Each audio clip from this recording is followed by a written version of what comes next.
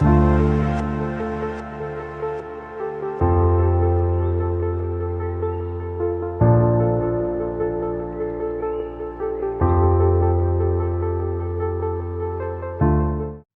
de Campos, é uma honra muito grande. Eu convivi muito pouco, apenas durante alguns meses no Gordon, tive que sair por razões pessoais, sair do curso, mas foi um prazer enorme lidar com o pastor Mateus, ser aluno dele.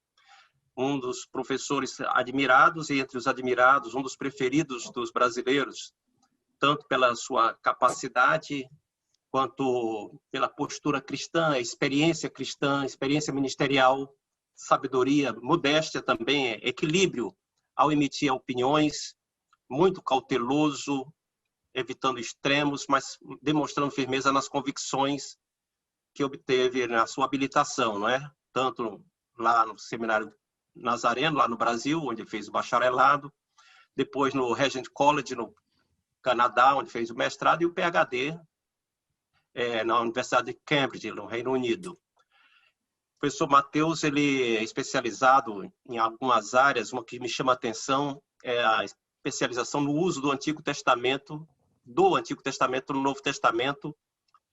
E ele é professor tanto de Novo Testamento, no Gordon, professor ajudante do Novo Testamento no Gordon, como diretor de formação e desenvolvimento e liderança também.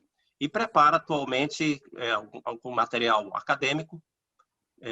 Chama a atenção a narrativa do discipulado nos evangelhos e um comentário sobre o Evangelho de Marcos, que parece aos alunos, de longe, o Evangelho do coração do pastor Mateus.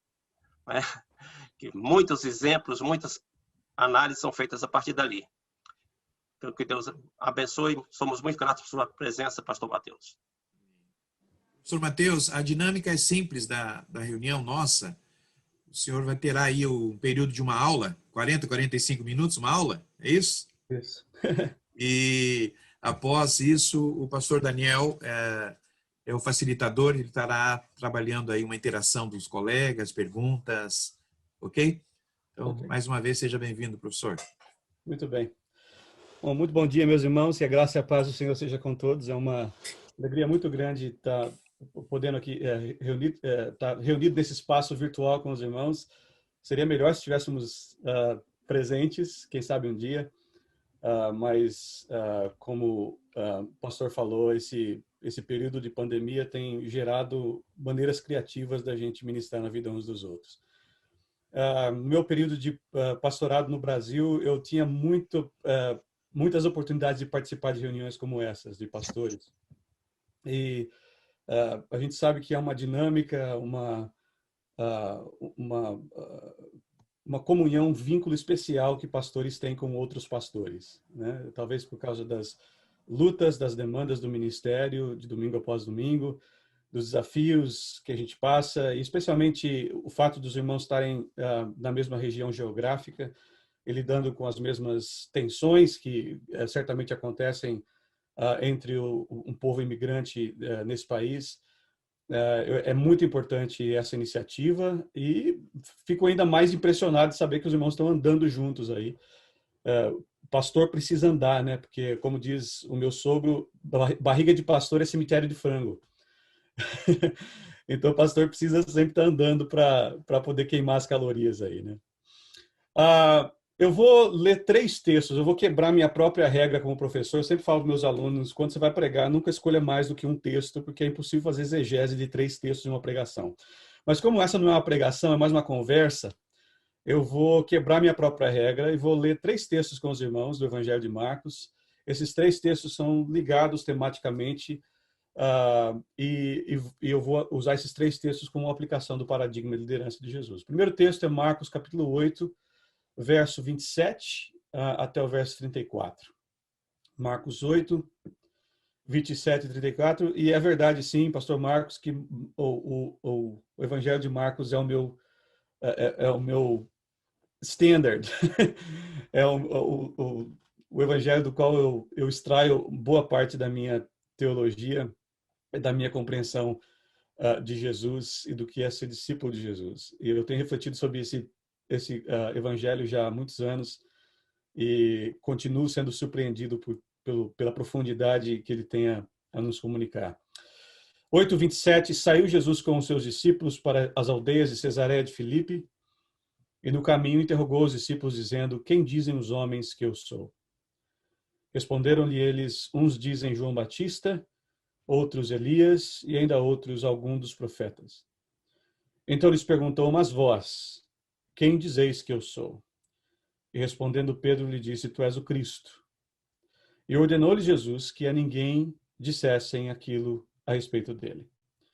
Começou então a ensinar-lhes que era necessário que o Filho do Homem padecesse muitas coisas, que fosse rejeitado pelos anciãos e principais sacerdotes e pelos escribas, que fosse morto e que depois de 3 dias ressurgisse.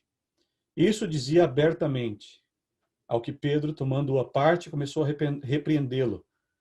Mas ele, virando-se, olhando para os seus discípulos, repreendeu a Pedro, dizendo: para trás de mim, Satanás, porque não cuidas das coisas que são de Deus, mas sim das que são dos homens. E chamando a si a multidão com os discípulos, disse-lhes: se alguém quer vir após mim, negue-se a si mesmo, tome a sua cruz e siga-me. Se alguém quer vir após mim, negue-se a si mesmo, tome sua cruz e siga-me. O próximo texto é Marcos capítulo 9, versos 33 a 37. Marcos 9, 33 a 37. Chegaram a Cafarnaum, e estando ele em casa, perguntou-lhes: o que estavais discutindo pelo caminho? Mas eles se calaram, porque pelo caminho haviam discutido entre si qual deles era o maior. E ele, sentando-se, chamou os 12 e lhes disse: se alguém quiser ser o primeiro, será o último de todos e o servo de todos. Então tomou uma criança, pô-la no meio deles e, abraçando-a, disse-lhes: qualquer que em meu nome receber uma dessas crianças, a mim me recebe. E qualquer que me recebe a mim, recebe não a mim, mas aquele que me enviou. E o último texto, Marcos 10, a partir do verso 35. Marcos 10, verso 35. Nisso aproximaram-se dele Tiago e João, filhos de Zebedeu, dizendo-lhe: mestre, queremos que nos faça o que te pedimos. Ele, pois, lhes perguntou: o que quereis que eu vos faça? Responderam-lhe: concede-nos que na tua glória nos sentemos um à tua direita e outro à tua esquerda. Mas Jesus lhe disse: não sabeis o que pedis. Podeis beber o cálice que eu bebo e ser batizados no batismo que eu sou batizado? E eles responderam: podemos. Mas Jesus lhe disse: o cálice que eu bebo, a vez de bebê-lo, e no batismo que eu sou batizado, a vez de ser batizados, mas o sentar-se à minha direita ou à minha esquerda não me pertence concedê-lo. Mas isso é para aqueles a quem está reservado. Ouvindo isso, os 10 começaram a indignar-se contra Tiago e João. Então Jesus chamou-os para junto de si e lhes disse: sabeis que os que são reconhecidos como governadores dos gentios, deles se assenhoreiam, e que sobre eles os seus grandes exercem autoridade. Mas entre vós não será assim. Antes, qualquer que entre vós quiser tornar-se grande, será esse o que vos sirva. E qualquer que dentre vós quiser ser o primeiro, será servo de todos.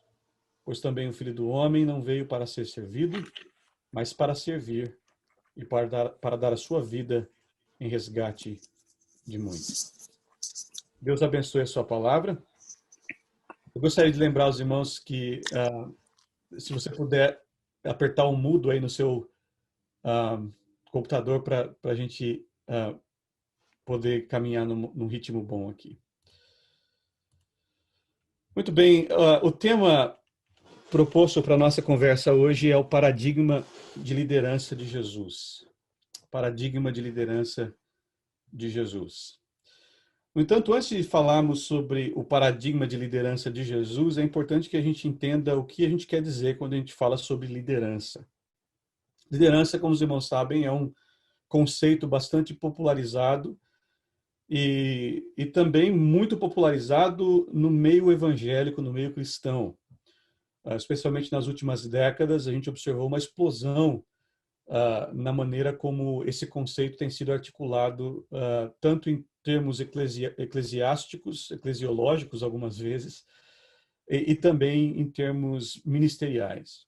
Então, nós temos congressos de liderança, livros sobre liderança, cursos de formação de líderes, ferramentas e estratégias de liderança, coisas como a declaração de visão, declaração de missão, declaração de propósitos, metas, objetivos, estudos de público-alvo, ferramentas de coaching, ferramentas de inteligência emocional, todos esses elementos de liderança que hoje são bastante popularizados no meio secular, têm sido, de certa forma, aplicados no meio cristão também. E, no entanto, quando a gente fala de liderança, nós temos que ser muito criteriosos e muito cuidadosos, porque essas ferramentas, elas não são de forma alguma neutras. Essas ferramentas, elas participam de um paradigma, elas participam de uma conceitualização. E quando a gente importa certas ferramentas e certos elementos para a nossa prática eclesiástica e ministerial, nós, algumas vezes, de forma inconsciente, estamos também importando certos princípios que muitas vezes não condizem com o Evangelho. Então, embora a discussão do termo, do conceito, da prática da liderança é uma discussão bastante importante dentro do evangelicalismo moderno, a gente tem que entender que muitas vezes nós temos que desconstruir conceitos de liderança que são importados de meios não eclesiásticos, não cristãos, se nós quisermos aplicar esses conceitos de forma produtiva e frutífera no reino de Deus. E, portanto, eu devo admitir que, embora eu mesmo tenha proposto o tema do paradigma de liderança de Jesus, eu uso esse termo liderança com uma certa hesitação e com um certo desconforto, particularmente por causa de toda essa conceitualização que se criou em torno do conceito de liderança. E isso se dá por dois motivos. Eu quero discorrer sobre esses dois motivos, porque eu acho que eles ajudam a gente a desconstruir um pouco essa ideia de liderança que tem sido importada para o meio cristão de algumas formas. Primeiro, o conceito de liderança, pelo menos o conceito conforme articulado no meio moderno, não é um conceito bíblico. O conceito de liderança, nesse contexto, não é um conceito bíblico. É verdade que a gente encontra gente que pode ser identificado como líderes na Bíblia, gente como Moisés, Josué, Davi, Salomão. E também é verdade que nós encontramos funções de liderança nas Escrituras, como a função do rei, ou do sacerdote, ou do apóstolo, ou do presbítero. Também é verdade que nós encontramos certas avaliações do caráter de certos líderes, avaliações da habilidade dos líderes de responder fielmente aos preceitos do Senhor. Tudo isso a gente encontra nas Escrituras. Em alguns casos, nós encontramos princípios de liderança, especialmente estipulados na literatura de sabedoria, nos provérbios de Salomão, especialmente aplicados à figura do rei. Nós encontramos também prescrições de liderança nos escritos de Paulo, quando ele fala sobre a ordenação de presbíteros. Portanto, existem alguns componentes que justificam a discussão da função de liderança dentro de uma perspectiva bíblica. Mas a liderança, como ela é entendida hoje em termos modernos, o estudo das qualidades e das estratégias de determinados indivíduos para alcançar certos objetivos, esse conceito não é necessariamente uma preocupação bíblica. Pelo contrário, o que a Bíblia tem a dizer sobre o líder são coisas muito simples. O líder é alguém que tem o temor de Deus, o temor do Senhor, que traz sabedoria para guiar o povo de Deus de acordo com a vontade de Deus. Portanto, segundo as Escrituras, se o líder é bom ou não vai depender exclusivamente de um fator. É a capacidade do líder de ouvir e obedecer à voz de Deus. Portanto, segundo as Escrituras, o bom líder é o líder que Deus lidera. O bom líder é o líder que Deus lidera. Essa é, de forma bem simples, a essência da liderança bíblica. A Bíblia se preocupa muito pouco com o desenvolvimento ou a aprimoração do indivíduo para a obtenção de certos resultados e objetivos. A Bíblia se concentra na capacidade do indivíduo de se submeter à voz de Deus, de ouvir a voz de Deus e de se alinhar com os propósitos de Deus. Portanto, extrair um paradigma de liderança das Escrituras é algo complicado, porque a gente tem que desconstruir o conceito de liderança que a gente herda do conceito moderno que nós estamos inseridos, do contexto moderno no qual nós estamos inseridos, um conceito de liderança que é extremamente autossuficiente, auto-orientado, orientado para tarefas de obtenção de resultados e sucesso.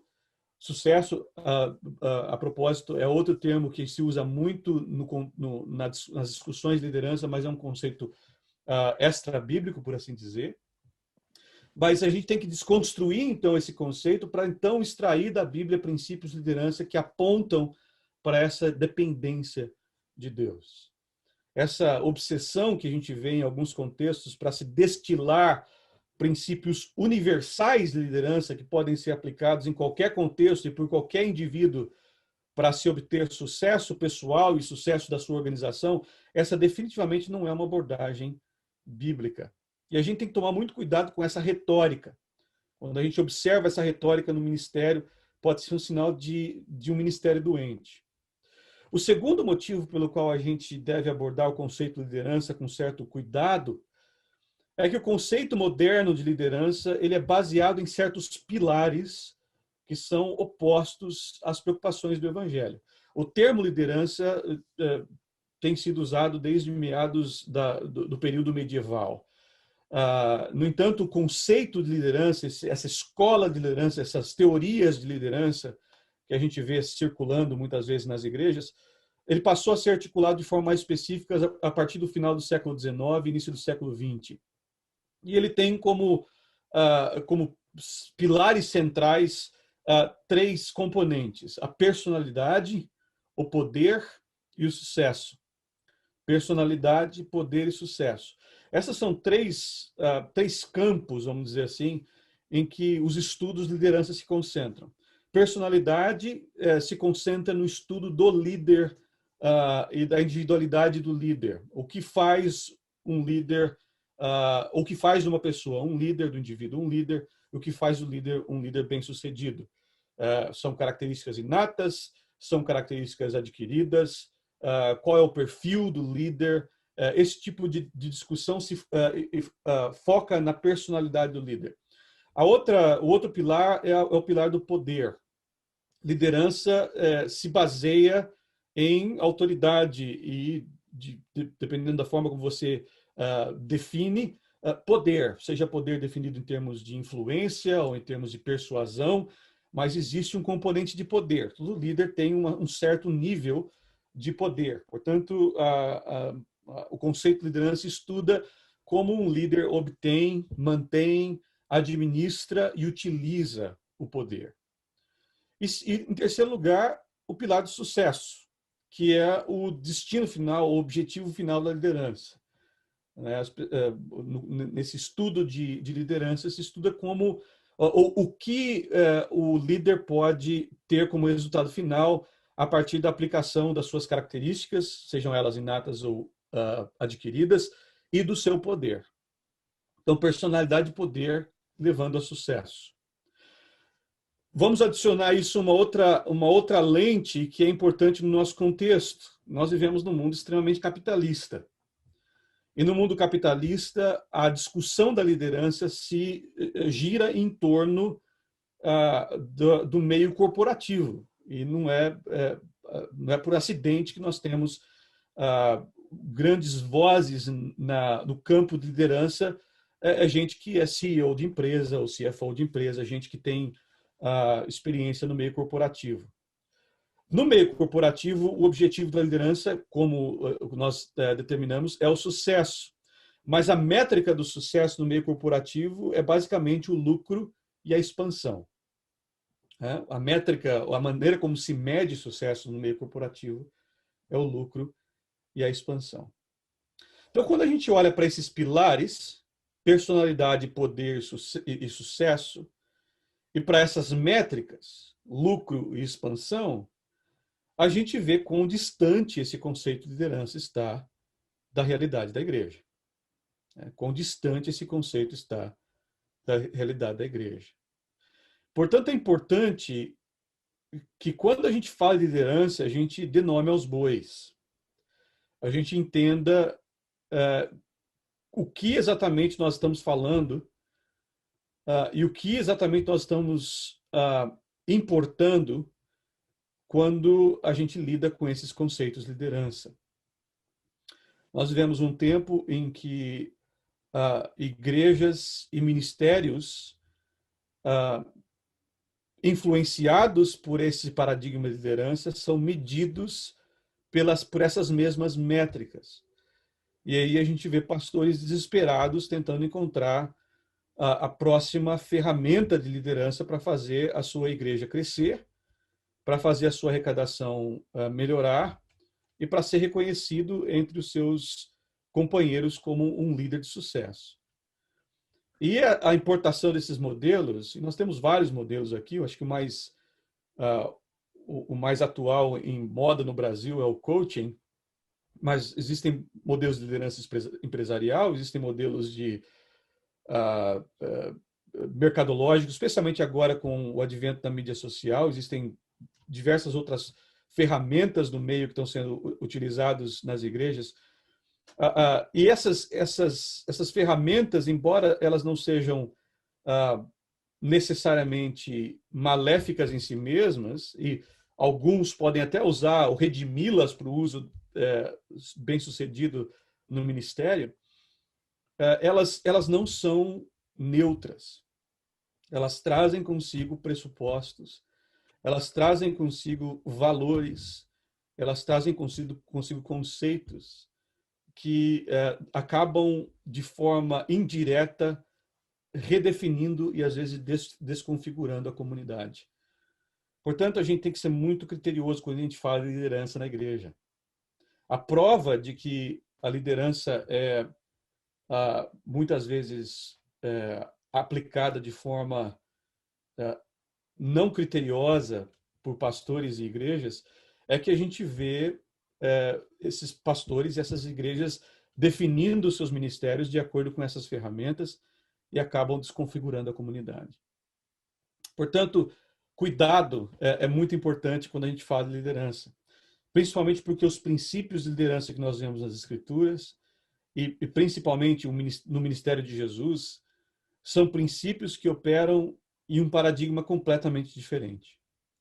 Porque a natureza da liderança de Jesus já era, por definição, uma natureza bem diferente daquilo que a gente vê nos paradigmas modernos.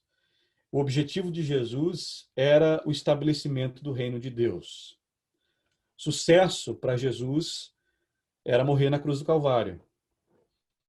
A métrica do sucesso para Jesus era a proclamação do evangelho e a formação de discípulos. Portanto, a própria natureza e a orientação do ministério de Jesus criam uma plataforma na qual esses conceitos e pressupostos de lideranças não são aplicáveis. Portanto, para se construir um paradigma de liderança bíblico, é preciso primeiro desconstruir paradigmas de liderança que competem com o evangelho. E eu creio que quando a gente olha para o ministério de Jesus, é exatamente isso que nós vemos. A desconstrução de certos paradigmas e o estabelecimento de outros paradigmas de liderança.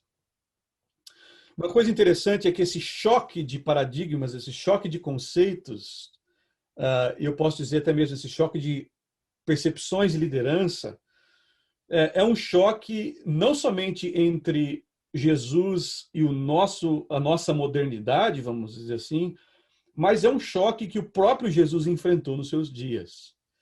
O primeiro texto que nós lemos, Jesus inicia a sua conversa com os discípulos com uma pergunta. O que dizem os homens que eu sou e quem vós dizeis que eu sou? De certa forma, nós podemos configurar ou qualificar essa pergunta como uma pergunta de liderança. Jesus está perguntando a respeito da maneira como o povo percebe o seu ministério. E a resposta aqui são duas. No paradigma profético, que é a maneira como o povo em geral percebe Jesus, e o paradigma messiânico, que é a maneira como o Pedro percebe Jesus. O interessante nessa dinâmica no Evangelho de Marcos é que quando Pedro diz para Jesus, você é o Messias, Jesus não valida imediatamente a confissão de Pedro. Pelo contrário, ele diz para Pedro não dizer nada para ninguém, para os discípulos não dizer nada para ninguém a respeito daquilo. Esse é um texto que participa daquilo que a gente chama de segredo messiânico, que é uma discussão acadêmica muito intensa no Evangelho de Marcos. Mas o que a gente pode dizer é que quando Jesus diz esse tipo de coisa, existe em algumas instâncias no Evangelho uma sinalização de algo errado ou insuficiente com aquela declaração. É claro que quando Pedro diz que Jesus é Messias, ele não está completamente errado. O próprio Marcos inicia o seu evangelho dizendo o princípio do evangelho de Jesus, o Messias, o Filho de Deus. Portanto, a categoria messiânica é certamente uma categoria que o próprio Jesus abraçava, e certamente os evangelistas identificavam Jesus como tal. O problema é que quando Pedro diz que Jesus é Messias, isso não necessariamente nos diz tudo o que Pedro entende a respeito de Messias ou a respeito do paradigma messiânico. A expectativa que Pedro tem, muito provavelmente, é a mesma expectativa messiânica judaica do primeiro século, a expectativa da maioria dos judeus no primeiro século. E a expectativa dos judeus no primeiro século era de um Messias que seria um líder político-militar, um líder que aniquilaria os seus inimigos, que lideraria Israel em uma guerra santa contra os seus opressores e então estabeleceria Israel em uma posição de glória.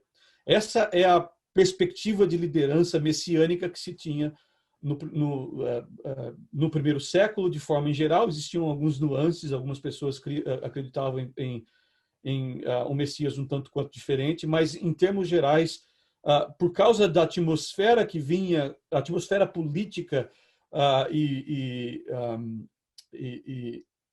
militar que vinha do ambiente estabelecido pelo Império Romano, a maioria dos judeus na época esperavam esse Messias como um líder político e militar.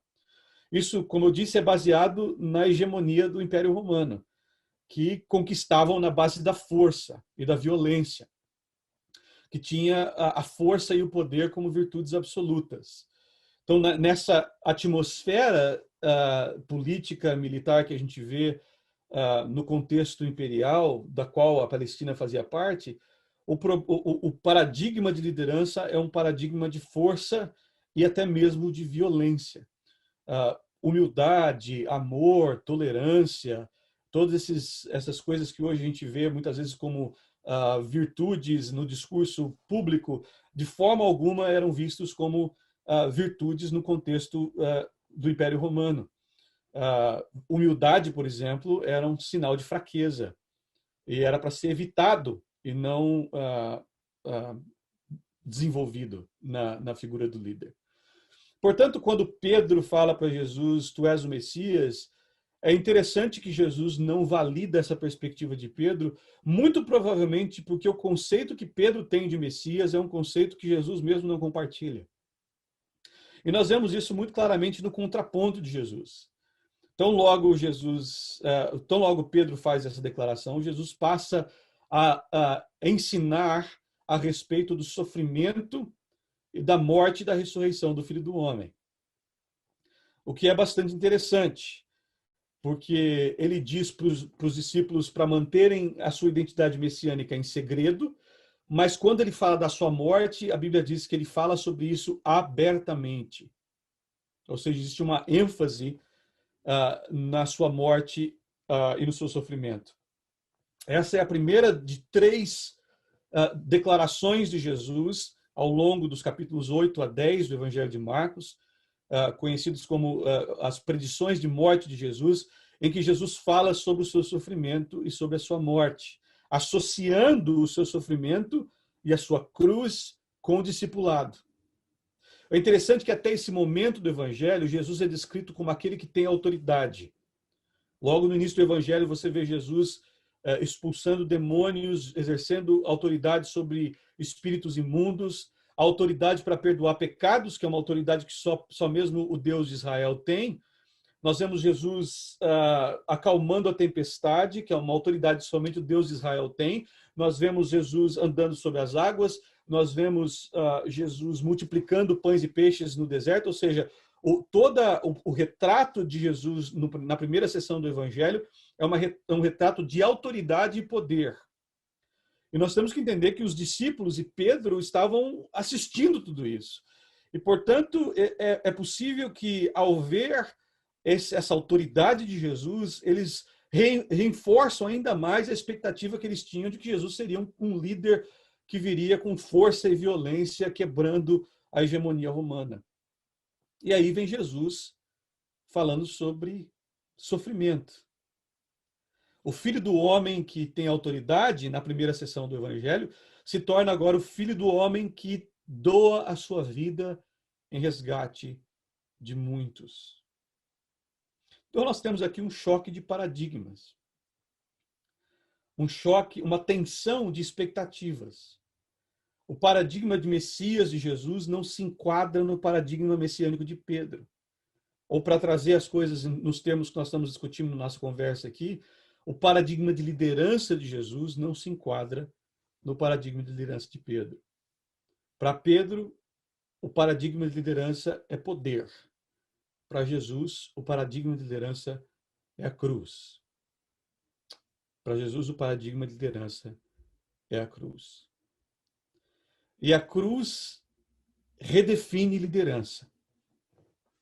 A cruz redefine liderança. Como eu disse, 3 vezes Jesus anuncia a sua cruz. Nessas 3 vezes, os discípulos reagem de forma inadequada. Primeira vez, Jesus disse que vai morrer. Pedro chama Jesus à parte. Imagina Pedrão fazendo isso. Chama Jesus à parte e repreende Jesus. A palavra repreender ali é utilizada várias vezes no Evangelho para refletir a autoridade que Jesus tinha sobre os espíritos imundos ou sobre as forças da natureza. Então, por aqui você pode ver o nível de petulância de Pedro de chamar Jesus à parte e repreender Jesus veementemente por Jesus estar falando de morte. A segunda vez, Jesus diz, eu vou morrer, e os discípulos começam a discutir quem é o maior entre eles. E a terceira vez, Jesus diz que eu vou morrer, eu vou sofrer, e os discípulos chegam para Jesus e falam, nós queremos que o Senhor nos dê posições de glória no teu reino.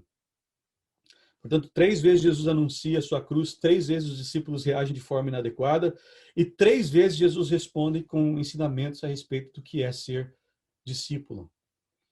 E eu creio que as definições de discipulado de Jesus nessa sessão de Marcos servem também como redefinições de liderança.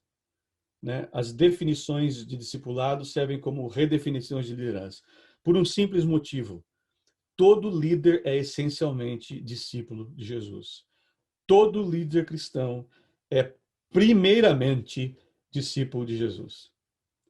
O líder que deixa de ser discípulo não é qualificado para ser líder. O líder que deixa de ser discípulo não é mais qualificado para ser líder. Porque todos nós, pastor, líder, presbítero ou membro de igreja, somos todos discípulos do Mestre Jesus. Existe só um. Eu disse uma vez para um grupo de pastores como esse, eu disse, no reino de Deus nós somos todos copastores. Nós somos todos pastores auxiliares, trabalhamos todos para o Supremo Pastor. Então, 3 redefinições de liderança aqui, de acordo com o Evangelho de Marcos. Os irmãos estão comigo aí? Amém? Maravilha. Isso aqui é a estratégia de pastor, né? Você está aí, está ouvindo? Maravilha. Em primeiro lugar, liderança envolve autonegação e vulnerabilidade. Liderança envolve autonegação e vulnerabilidade. Essa declaração já é, em si mesmo, uma antítese dos paradigmas de liderança moderna, né? Autonegação e vulnerabilidade certamente não são coisas que você ouve em seminários de liderança. Mas no seminário de liderança de Jesus, essa é a lição número 1. Jesus não somente determina que a cruz é o que dá forma ao seu ministério, o Filho do Homem vai sofrer, o Filho do Homem vai ser entregue nas mãos dos seus inimigos, mas ele também determina que a cruz é o que dá forma ao discipulado.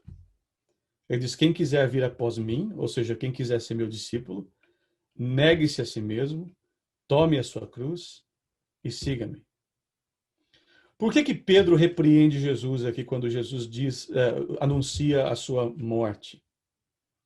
Bom, primeiro porque Pedro tem esse paradigma de poder no qual Jesus não se enquadra. Pelo menos a declaração de Jesus em relação à sua morte não se enquadra.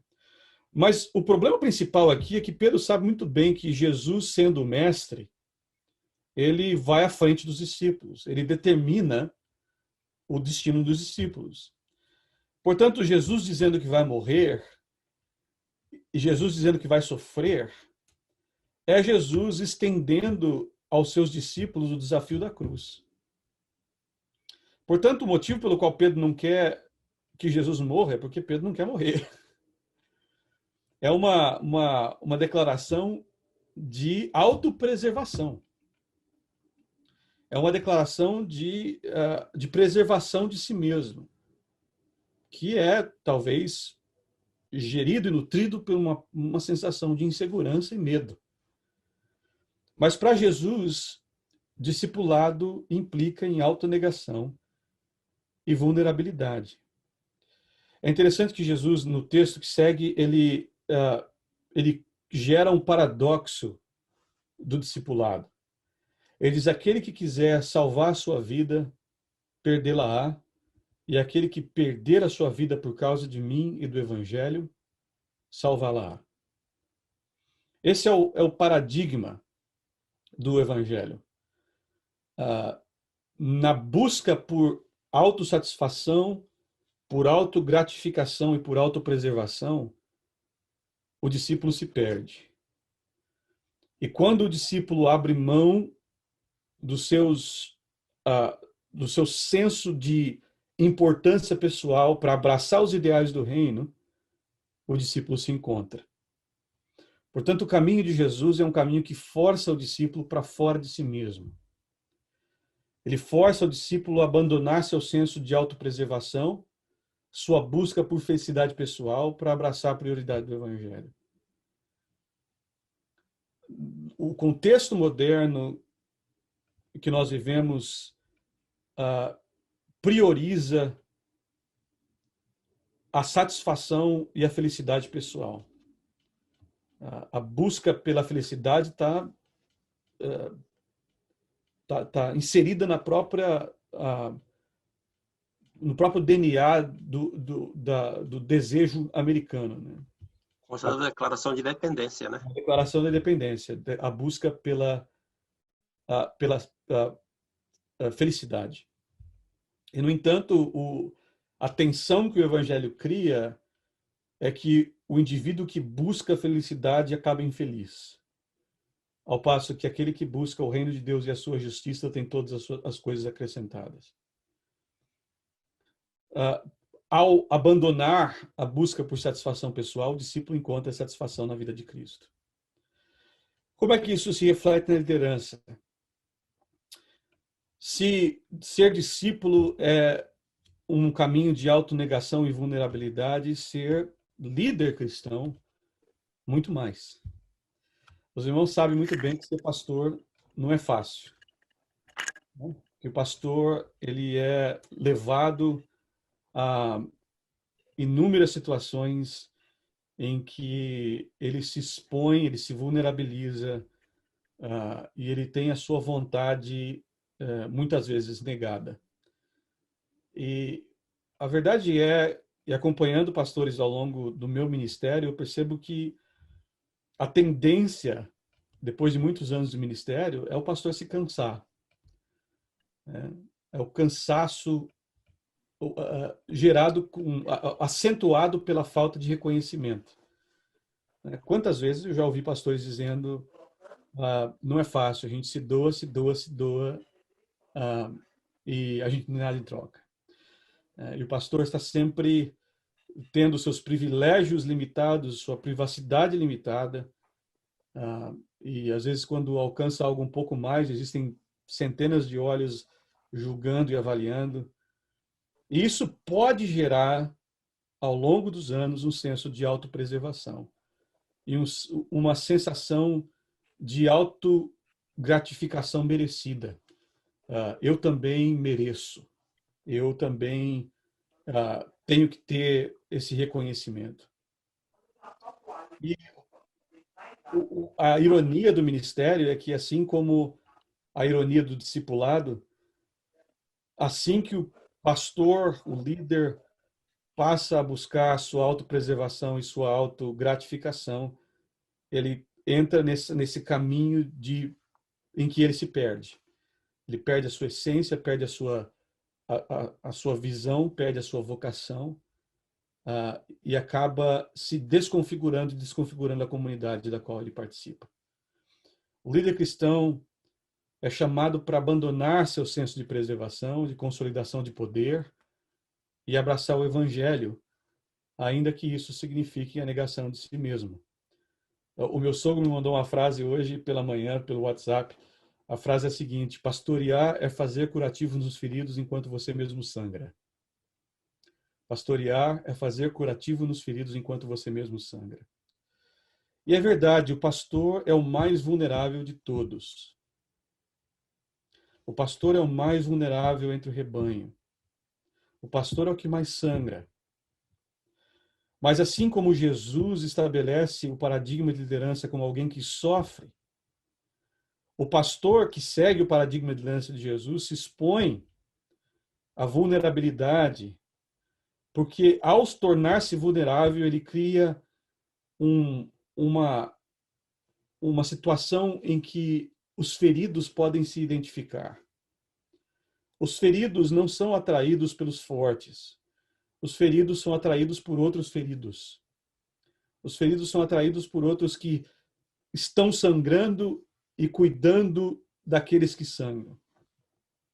Portanto, pastorear é necessariamente tornar-se vulnerável, abrir mão de paradigmas de poder e autoridade, abrir mão de frases do tipo quem manda aqui sou eu, ou o líder aqui sou eu, abrir mão dessa necessidade de se estabelecer, porque quando nós nos estabelecemos de forma violenta, nós não projetamos Jesus.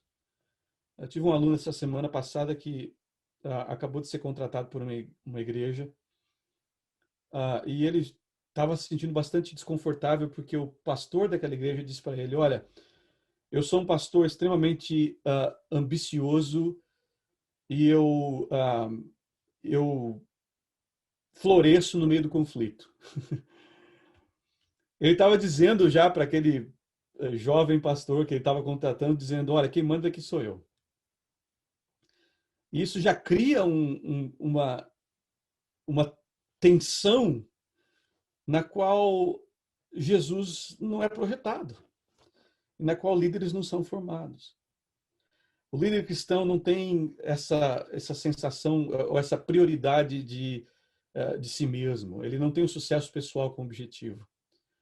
Mais ainda, quando o líder cristão busca sucesso pessoal, ele perde a si mesmo, porque o reino de Deus opera sob outro paradigma.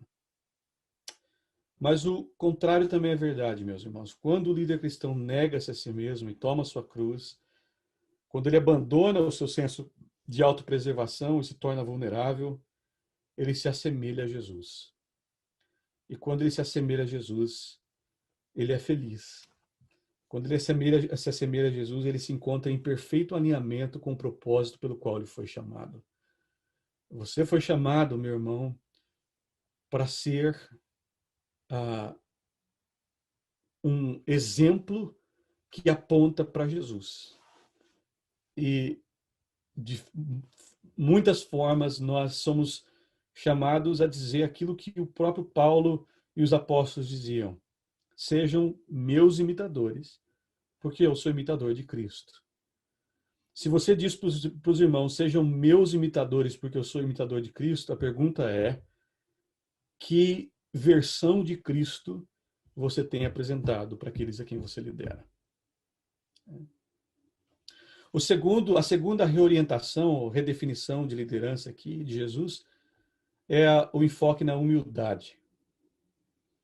No capítulo 9, Jesus novamente anuncia a sua morte e os discípulos respondem com uma discussão a respeito de quem é o maior.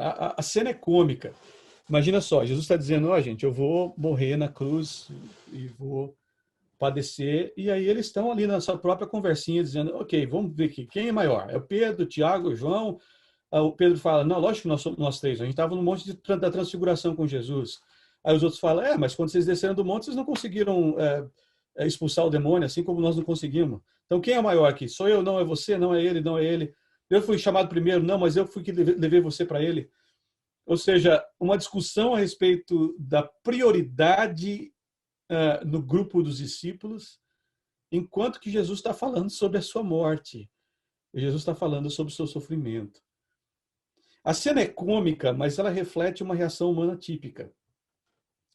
A busca por grandeza, ela é a expressão mais evidente de um problema latente dentro de cada ser humano, que é a busca por validação da própria existência. A gente passa a nossa vida tentando provar que a gente merece o ar que a gente respira, que a gente tem um propósito na vida, que a gente tem um sentido de ser.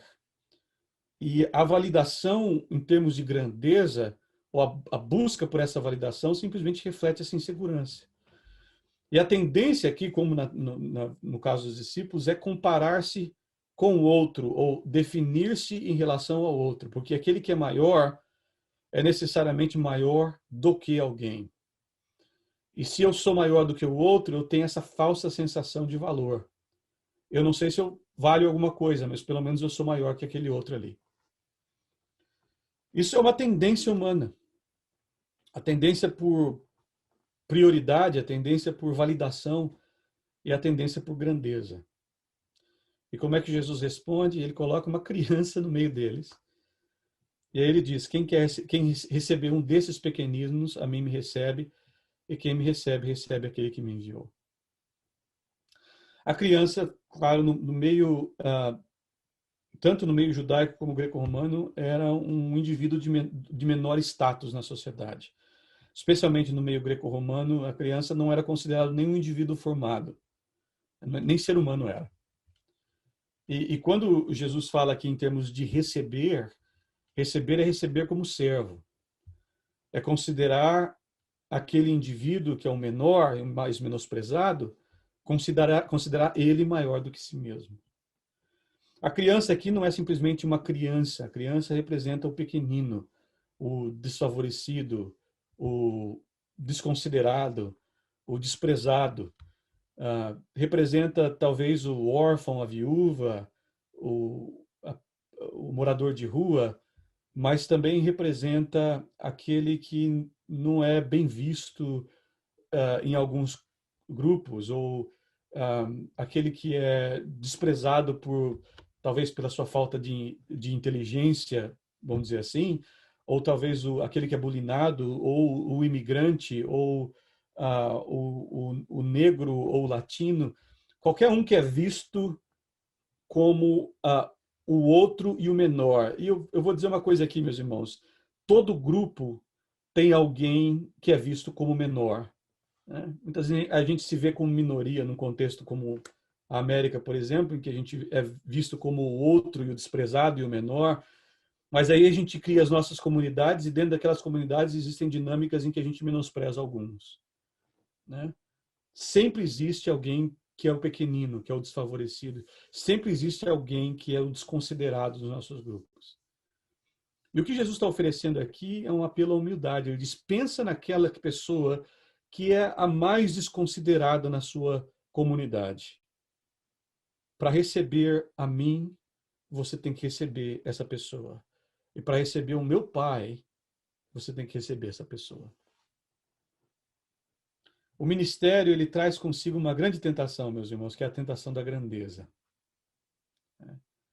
Não importa o tamanho da sua tribo, a gente sempre tem a tendência de se valorizar como cacique. Nós somos aqueles que têm o microfone na mão. Nós somos aqueles que o povo vem no final do culto pedir a nossa opinião. Nós somos os que são procurados por todos. Às vezes a gente se sente como Jesus no final do culto, né? Alguém chegando, mestre, todos te buscam. A gente se sente bem com isso. Aquela sensação de ser necessário valida o nosso ministério de alguma forma. E isso muitas vezes leva a gente a uma sensação de importância exacerbada. E assim que a gente começa a se ver como maior, imediatamente a gente começa a evitar o pequenino. E a gente começa a usar a ideia de ser pastor dos líderes como uma desculpa para evitar ser pastor dos pequeninos.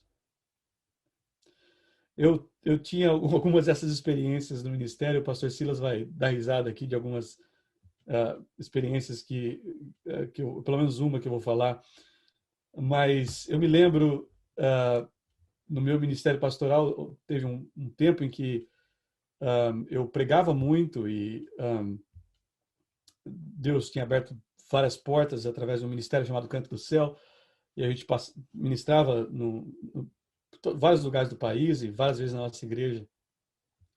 E muitas vezes no culto de terça-feira, que era um culto durante a semana, um culto mais popular da nossa igreja, um culto que vinha muita gente de todos os cantos, e muita gente de periferia da cidade vinha para aquele lugar. Às vezes eu pregava naquele culto e era aquela bênção. E você sabe quando o culto é uma bênção, quando você pregou bem, quando o povo se sente abençoado e você mesmo se sente abençoado, você desce do púlpito com o peito estufado, com o orgulho de ter sido uma bênção na vida da igreja. E aí era como um relógio. Eu descia do culto e vinha a irmã Antonieta. A irmã Antonieta, e toda a igreja tem uma irmã Antonieta. Eu sei que os irmãos já devem até lembrar aí da irmã Antonieta na sua igreja.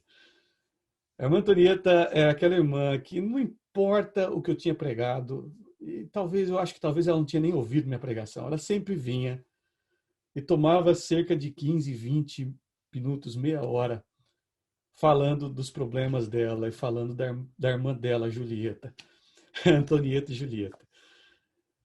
E eu me vi ali, depois daquele êxtase de pregar a palavra, eu me vi ali dando ouvidos à pequenina, a irmã Antonieta. Mas aí, meus irmãos, eu comecei a perceber que a irmã Antonieta precisava mais do meu ouvido do que as palavras da minha pregação. Ela precisava mais de mim como um líder que ouvisse do que como um líder que tinha as respostas. E aí eu percebi mais uma coisa, que não só a irmã Antonieta precisava de mim, mas eu precisava da irmã Antonieta. E eu precisava de outros irmãos, irmãos que muitas vezes eram desprezados na nossa própria comunidade por causa das suas dificuldades, ou porque não eram parte da liderança da igreja. Mas eu precisava desses irmãos para me lembrar quem eu era. E lembrar que o meu chamado era para cuidar também dos pequeninos do rebanho. Não só a Antonieta precisa do pastor, o pastor precisa da Antonieta.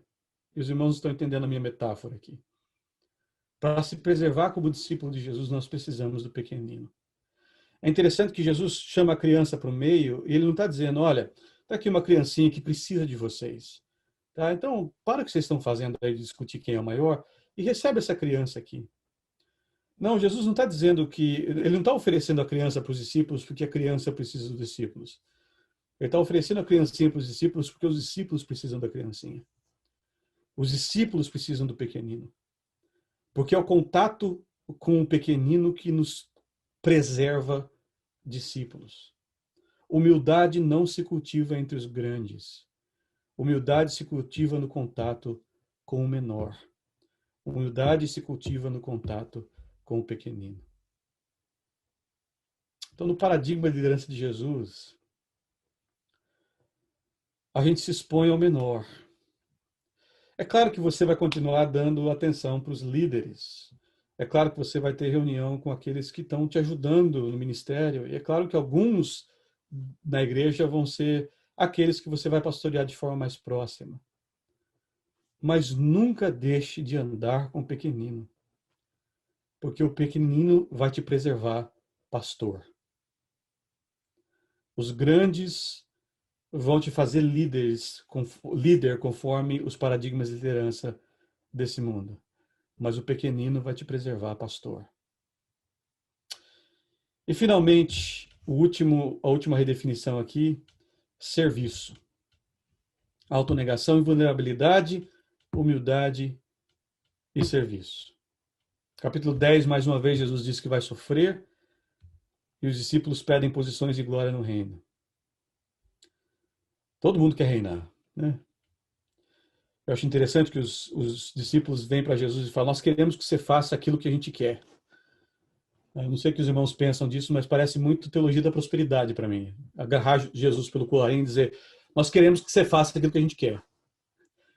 É interessante que Jesus diz para eles: tá bom, o que vocês querem? E aí ainda mais, né? A lá teologia da prosperidade. Nós queremos posições de glória, uma à direita e uma à sua esquerda. Os discípulos sabem que Jesus está indo para Jerusalém, eles pensam que Jesus é esse Messias que vai se estabelecer ali. Eles não estão nem ouvindo Jesus falando a respeito da sua morte. Eles querem reinar, eles querem mandar. Eles querem exercer autoridade. Eles querem posições de liderança. E Jesus disse: se você quer reinar, sirva. Se você quer reinar, sirva. Porque no reino de Deus, o paradigma de liderança é o serviço. Jesus oferece um exemplo negativo e um exemplo positivo. O exemplo negativo, ele diz: olha, os gentios, eles se assenhoreiam sobre outros, eles exercem a sua autoridade de forma indevida e violenta sobre outros, eles se impõem. E aí Jesus diz claramente: não será assim entre vós. Mas aí ele oferece um exemplo positivo. Ele não só diz para os discípulos: vocês não vão ser assim, mas ele aponta para si mesmo e diz: vocês vão ser assim. Não basta não ser como os gentios. É necessário ser como Jesus. E qual que é o paradigma de serviço de Jesus? Qual que é a maneira pela qual o serviço de Jesus se expressa? Para Jesus, servir é dar a sua vida em resgate de muitos. O Filho do Homem não veio para ser servido, mas para servir. E o que é servir? Dar a sua vida em resgate de muitos. Claro que Jesus aqui está falando da sua morte expiatória, da maneira como ele morreria na cruz do Calvário para a salvação de todos aqueles que nele creem. Mas é interessante que Jesus não está chamando atenção para a sua morte expiatória como um meio de salvação. Ele está chamando atenção à sua autonegação, à sua abnegação e ao seu sacrifício como um exemplo de serviço. Quando se pergunta para Jesus o que é servir, Jesus diz: servir é se doar. Servir é se doar. Mais uma vez, meus irmãos, no paradigma de liderança desse mundo e desse contexto moderno que a gente vive, o líder é aquele que delega o serviço. E isso não é necessariamente errado. O pastor não pode fazer tudo. O pastor tem que delegar. Mas assim como eu disse, pastorei os líderes, mas não esqueça de pastorear o pequenino. Eu digo para os irmãos, vá em frente e delegue aquilo que é necessário ser delegado, mas nunca esqueça de servir. Procure oportunidades de servir, porque o serviço vai te manter pastor. O serviço vai te manter pastor. Meus irmãos, todos os dias nós somos expostos a paradigmas de liderança. Hoje em dia, na América, mais do que nunca, o paradigma de liderança é o paradigma do poder. E não só poder que se estabelece, mas o poder que oprime o próximo. O poder que se impõe e que explora. E hoje as palavras de Jesus continuam relevantes. Não será assim entre vós. É como se Jesus estivesse dizendo para nós hoje, não importa quais são os paradigmas de sucesso que esse mundo estabelece e as formas como esse mundo muitas vezes constrange o líder cristão a operar sobre as mesmas plataformas e os mesmos conceitos. Não importa nada disso, não será assim entre vós. E hoje, meus irmãos, com a pandemia, com a tensão racial, com o problema da imigração, hoje nós vemos a ferida do mundo exposta. Nós temos um mundo sofrendo diante da igreja. E a igreja tem a oportunidade imensa, nesse momento, de mostrar Jesus. E a pergunta que a gente tem que fazer é que Jesus a gente está mostrando. O mundo precisa de líderes que operem segundo o paradigma de liderança de Jesus, para que o mundo veja Jesus. E a gente precisa se perguntar, como é que o mundo vê Jesus hoje? Então eu gostaria de deixar essa reflexão com os irmãos. Que a gente é chamado para desconstruir alguns princípios que a gente tem a respeito do que é ser líder e construí-los de volta na medida do próprio Cristo. Que Deus abençoe nossas vidas e nos abençoe como líderes do Senhor.